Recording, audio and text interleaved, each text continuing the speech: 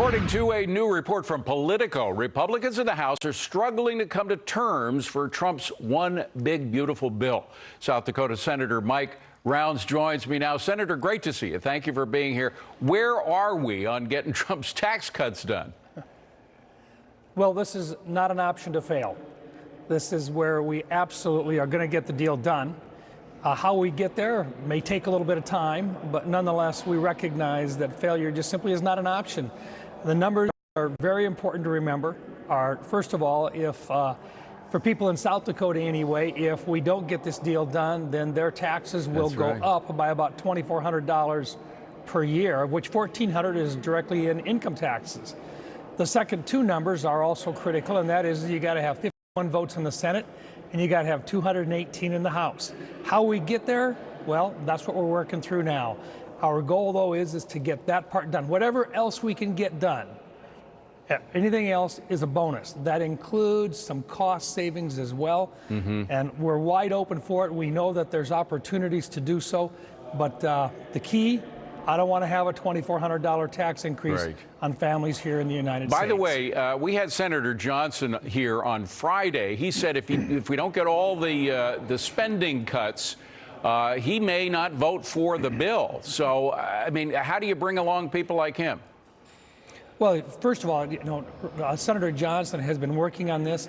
He wants to do what's good for America, and he's going to push really hard to get spending down. And there isn't anybody that disagrees that if we can efficiently find a way to reduce expenditures, we're going to do it.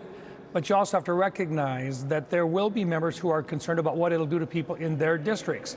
So once again, it comes right back down to what can we do to get 51 votes in the Senate and 218 in the House? Well, if you wait till the end of the year, taxes go up and you lose at least the House, if not the House and the Senate. In the last 2 years of Donald Trump is a lame duck term. All right, listen to what House Ways and Means Chairman Jason Smith had to say about the bill. Roll it.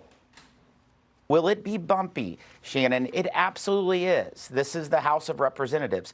But will we get the job done? We absolutely will. Failure's not an option. If we don't, Shannon, every single American will face on average a 22% tax increase. This is the last thing that they need after the last 4 years of the Biden administration, where they had an inflation tax of almost 21% that resulted in the cost to put food on their table, clothes on their backs, and gasoline on their cars to only go up. So would Republicans, particularly those in blue states who are dying to get more deductions for state and local taxes in there, would they be willing to hold their issue hostage, which could kill the tax bill entirely?